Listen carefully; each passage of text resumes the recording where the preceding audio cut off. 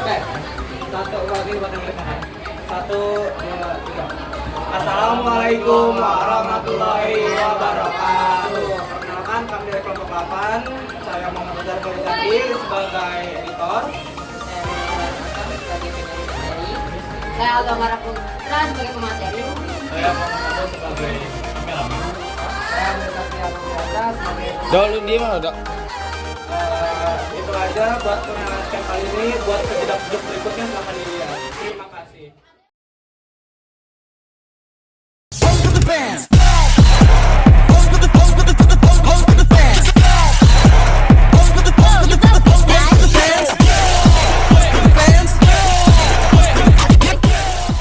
Asal-usul virus masih diperdebatkan, namun diyakini berasal dari evolusi sel dan bersifat parasit intraseluler obligat yang hanya dapat bereplikasi di dalam sel hidup.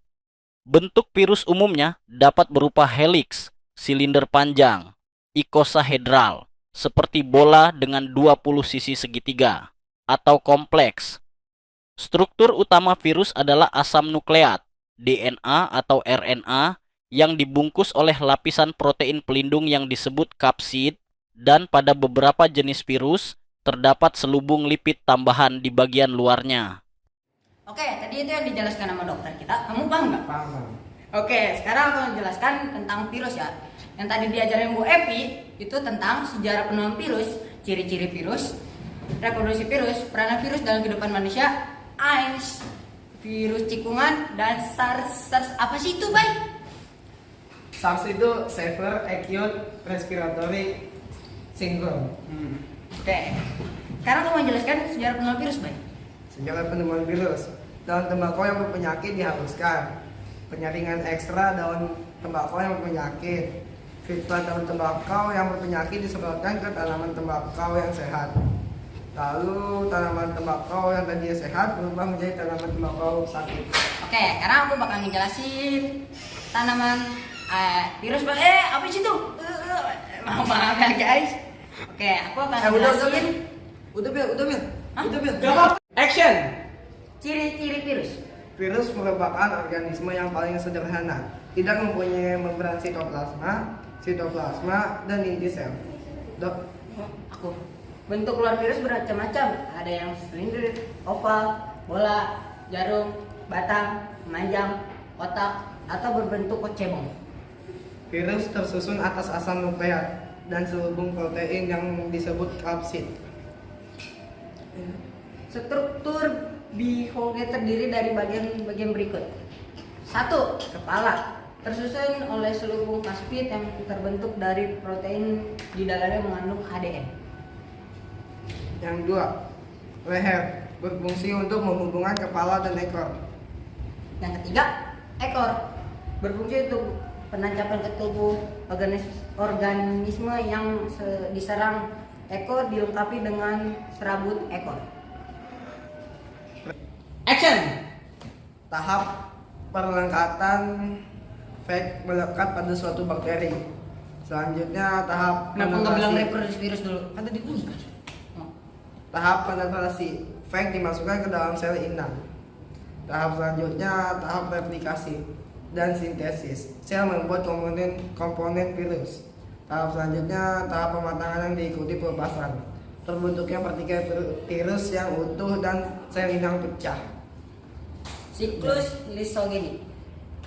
Tahap pertama, bakteri mengandung DNA virus.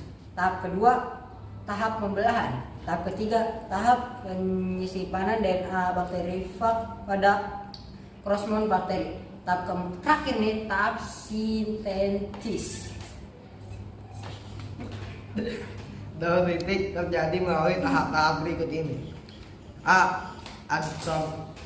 Adsorpsi. Virus menempelkan tubuhnya dengan ekornya pada sel inang atau bakteri. B. Penetrasi. Virus memasukkan ADN ke dalam tubuh bakteri. Ayo. C. Eksploitasi sintesis multiplikasi. Setelah virus memasukkan ADN-nya, ADN virus mengambil alih fungsi ADN bakteri dan metabolisme diarahkan untuk membentuk komponen-komponen tubuh virus. D. Pembentuk virus baru. Pada tahap ini terjadi perakitan komponen-komponen tubuh virus sehingga terbentuk virus-virus baru. Batalin! Ya. Hah? Bayu Aldo kemana ya? Dar, aku di sini. Oke. Oh, kamu nanya Bayu di mana? Tadi Bayu izin ke toilet sih. Terus emang tadi kamu sama Bayu ngebahas apa? Ngejelasin materi-materi dari Bu Epi. Oh, terus kamu paham nggak yang dibahas Bu Epi itu apa aja? Aku tidak tahu. Ya udah, boleh bantu seseorang nggak?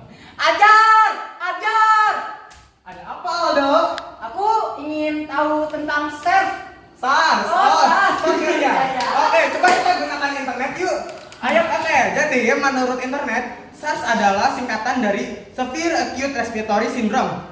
Penyakit SARS berasal dari Cina Oh dong. iya, makasih ajar. Ayo. Ada indikasi bahwa SARS disebabkan oleh coronavirus. Coronavirus adalah virus penyebab infeksi saluran pernafasan.